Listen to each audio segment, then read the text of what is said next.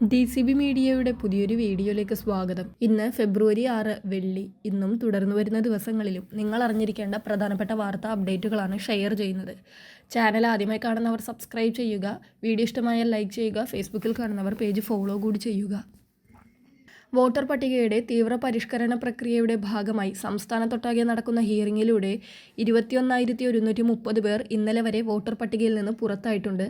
ഇതിൽ 2,804 പേർ എന്യൂമറേഷൻ കാലഘട്ടത്തിൽ മരണപ്പെട്ടവരും 1,039 പേർ വിദേശ പൗരത്വം സ്വീകരിച്ചവരും 17,287 പേർ താമസം മാറിയവരുമാണെന്ന് മുഖ്യ തിരഞ്ഞെടുപ്പ് ഓഫീസർ വിശദമാക്കി. മതിയായ കാരണങ്ങളാൽ കൃത്യമായ പരിശോധനയിലൂടെ പട്ടികയിൽ നിന്ന് ഒഴിവാക്കപ്പെട്ടവരുടെ കണക്കാണിതെന്നും ഹിയറിംഗ് തുടരുന്നതിനാൽ ഈ കണക്കിൽ വ്യത്യാസം വരുമെന്നും ഹിയറിംഗ് വേളയിൽ അനർഹരായി കണ്ടെത്തുന്നവർ ഇനിയും ലിസ്റ്റിൽ നിന്ന് പുറത്താവുമെന്നും അദ്ദേഹം അറിയിച്ചു.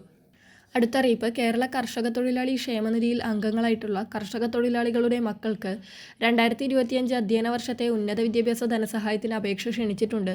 കുട്ടികൾ കേരളത്തിനകത്തുള്ള എയ്ഡഡ് കോളേജുകളിൽ പഠിച്ചവരായിരിക്കണം. 2025 വർഷത്തെ degree, PG, professional degree, professional PG, TTC, LTL, polytechnic, general nursing, B.Ed, medical diploma തുടങ്ങിയ കോഴ്സുകൾ ആദ്യ ചാൻസിൽ പാസ്സായ വിദ്യാർത്ഥികൾക്കാണ് ധനസഹായം. 2025 ജനുവരി 1 മുതൽ 2025 ഡിസംബർ 31 വരെ ലഭ്യമായ റിസൾട്ടുകളാണ് അപേക്ഷയുടെ അടിസ്ഥാനം. വിദ്യാർത്ഥികളുടെ മാതാപിതാക്കളിൽ നിന്നും നിശ്ചിത ഫോറത്തിലുള്ള അപേക്ഷ തിരുവനന്തപുരം ജില്ലാ എക്സിക്യൂട്ടീവ് ഓഫീസിൽ ഫെബ്രുവരി 16 വൈകിട്ട് 5 മണിവരെ സ്വീകരിക്കും. അംഗങ്ങൾ ഫോറം ഇയിൽ അപേക്ഷ സമർപ്പിക്കണം. അപേക്ഷാ ഫോമിന്റെ മാതൃകയും മാനദണ്ഡങ്ങളും വിശദവിവരങ്ങളും www.agriworkersfund.org ലഭ്യമാണ്. അടുത്തറിയിപ്പ്. ഫെബ്രുവരി 12 വ്യാഴാഴ്ച നടക്കുന്ന ദേശീയ പണിമുടക്കിൽ വിദ്യാഭ്യാസ സ്ഥാപനങ്ങളും അടഞ്ഞുകിടന്നേക്കും. അധ്യാപകരും വിദ്യാർത്ഥികളും ഉൾപ്പെടെ സമരത്തിൽ പങ്കെടുക്കുമെന്നാണ് സംയുക്ത സമരസമിതി പറയുന്നത്. ദേശീയ പണിമുടക്കിൽ കേരളത്തിലെ എല്ലാ തൊഴിൽ മേഖലയും നിശ്ചലമാകുമെന്നാണ് സമരസമിതി നേതാക്കൾ പറയുന്നത്. രാജ്യത്തെ 10 കേന്ദ്രകോടി തൊഴിലാളി സംഘടനകളും ദേശീയ ഫെഡറേഷനുകളും ബാങ്ക്, ഇൻഷുറൻസ്, കേന്ദ്ര സംസ്ഥാന ജീവനക്കാരും അധ്യാപകരും ജനുവരി 9 ഡൽഹിയിൽ യോഗം ചേർന്നാണ് അഖിലേന്ത്യാ പണിമുടക്കിന് ആഹ്വാനം ചെയ്തിട്ടുള്ളത്. കർഷക മോർച്ചയും മഹിളാ, യുവജന, വിദ്യാർത്ഥി സംഘടനകളും പണിമുടക്കിന്റെ ഭാഗമാകുമെന്നും അറിയിച്ചിട്ടുണ്ട്. അടുത്തറിയിപ്പ്. സംസ്ഥാനത്ത് സ്വർണ്ണവിലയിൽ വീണ്ടും ഇടിവാണ് രേഖപ്പെടുത്തിയിരിക്കുന്നത്. പവന് 1,520 രൂപയാണ് കുറഞ്ഞത്. 1 പവൻ സ്വർണത്തിന്റെ വില 1,11,720 രൂപയാണ്. ഗ്രാമിന് 190 രൂപ താഴ്ന്ന് 13,965 രൂപയായിട്ടുണ്ട്.